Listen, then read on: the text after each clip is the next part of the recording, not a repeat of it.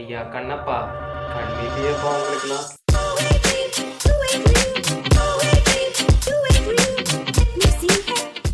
மனசாட்சியே இல்லையாடா உங்களுக்கெல்லாம்?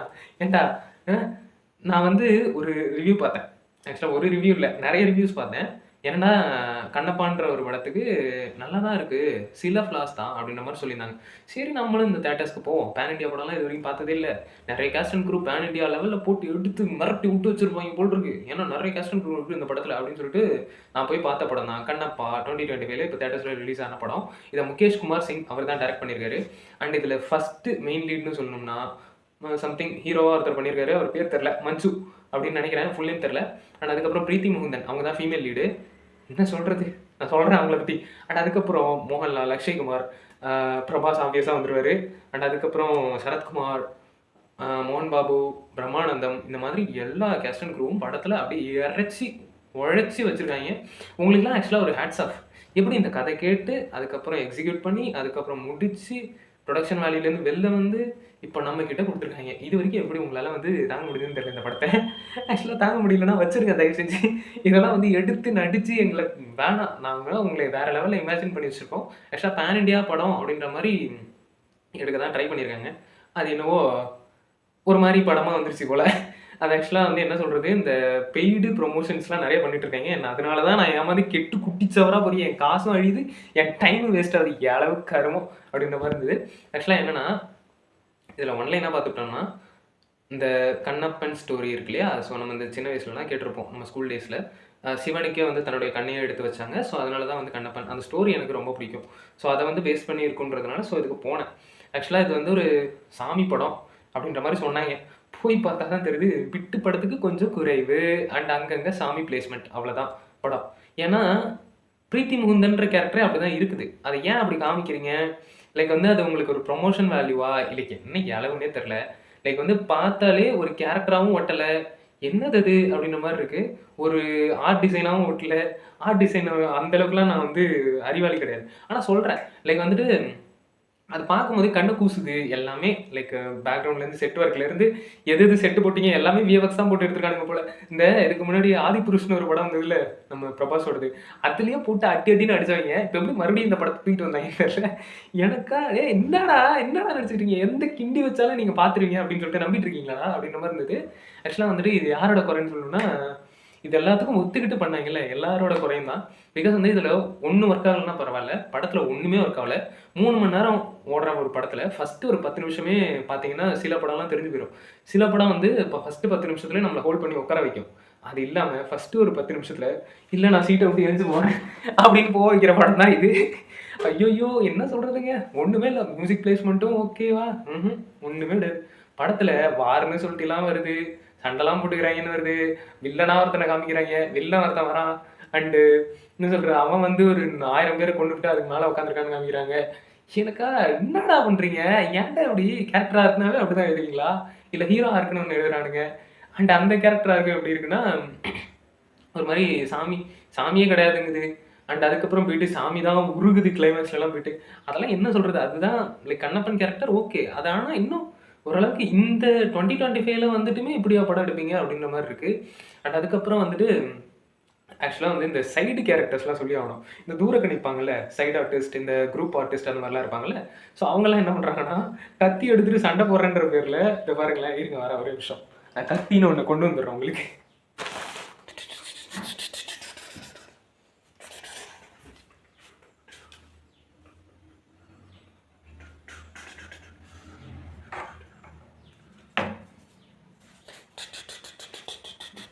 இதுதான் கத்தி சரியா?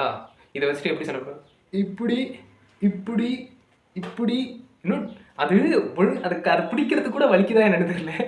ஒரு தூரக்கு இருக்கிற ஆர்ட் ஒர்க்கே கண்ணை குசுற மாதிரி இருக்குது. அந்த மாதிரி தான் இந்த மாதிரி நிறைய இருக்குது படத்தில். ஒரு பாயிண்டில் வந்துட்டு கத்தி வச்சு இப்படி குத்தி என்னென்னோ பண்ணுறானுங்க. என்ன ஒரு லாஜிக்லாம் எதிர்பார்க்கவே இல்லை. இந்த படத்துக்கான ஓரளவுக்கு ஒரு மினிமல் ரியலிஸ்டிக் திங்ஸோட கொஞ்சம் எழுதியிருந்தீங்கன்னா ஓகேவா ஒர்க் ஆயிருக்கும்.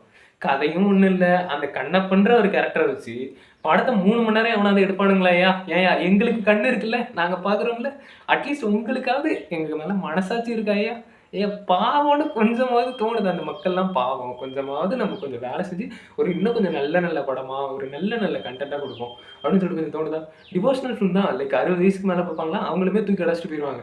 ஏன்டா பிட்டு கூட எடுத்து வச்சிருக்க? பிரீத்தி முந்தன் டான்ஸ் ஆடுறாங்க. 2, 3 பாட்டுல டான்ஸ் ஆடுறாங்க. எதுக்கு அந்த பாட்டுலாம் அந்த கண்ணமும் ஸ்டோரில எங்கேயாவது இந்த மாரி பாட்டுலாம் வருதா? இல்ல எனக்கு எங்கேயாவது காமிங்க. நான் வந்துட்டு அந்த அந்த காலத்துல இப்படிலாம் 18+ இருந்ததா? ஒரு வேளை வந்துட்டு 18+ எங்களுக்கெல்லாம் என்ன சொல்றது? ஒளிச்சு, மறைச்சு இந்த மாரி காமிச்சிட்டு இருந்தாங்களோ? இல்ல வந்து சொல்லிக் குடுத்துட்டு இருந்தாங்களா என்னன்னு தெரியல. ஆக்சுவலா நான் பார்த்து பழகுன ஒரு நல்ல ஸ்டோரிய கொண்டு வந்து, இந்த இந்த குப்பை மோட்ல கொட்டுவாங்க தெரியுமா? அந்த மாரி கொட்டுனா எப்படி இருக்கும்? அத வந்து நீ எடுத்து தின்றா அப்படின்ற மாரி சொன்னா எப்படி இருக்கும்? அந்த மாரி தான் அந்த படம் இருந்தது. ஒண்ணுமே ஒர்க் ஆகல.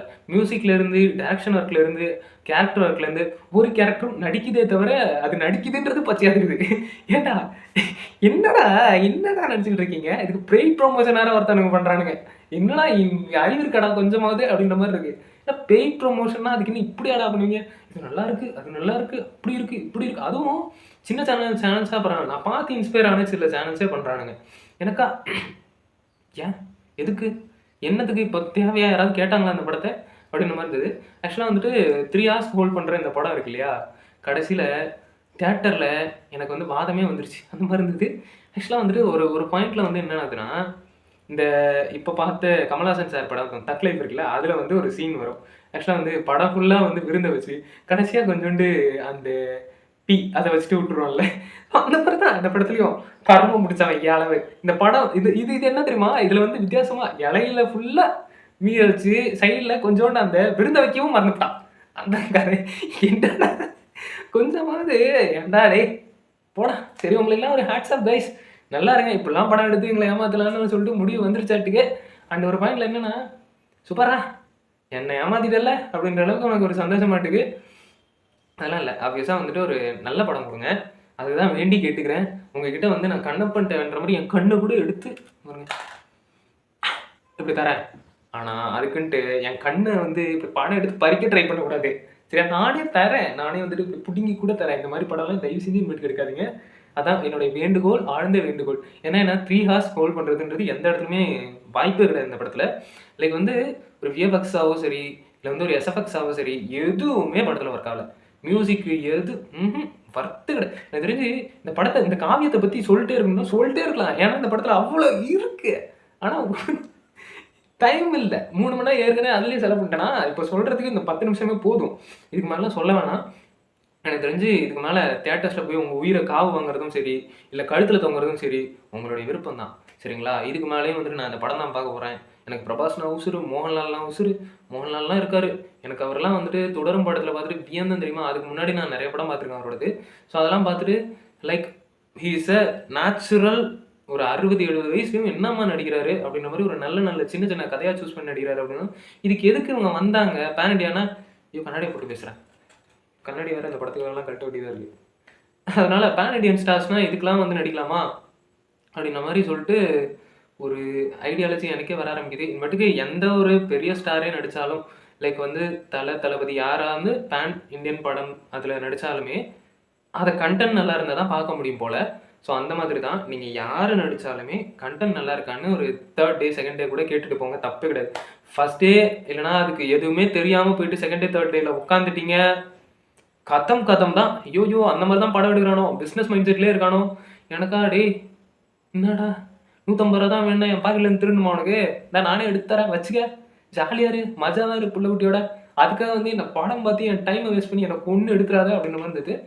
படத்துல வந்து லைக் கிளைமாக்ஸ் சீன்லாம் போக போக, என்னடா டேய்! ஒரு அநியாயம் கண்ணப்பன் கூட ரியல் டைம்ல அந்த அளவுக்கு கொஞ்சிருக்க மாட்டார்றா சிவன.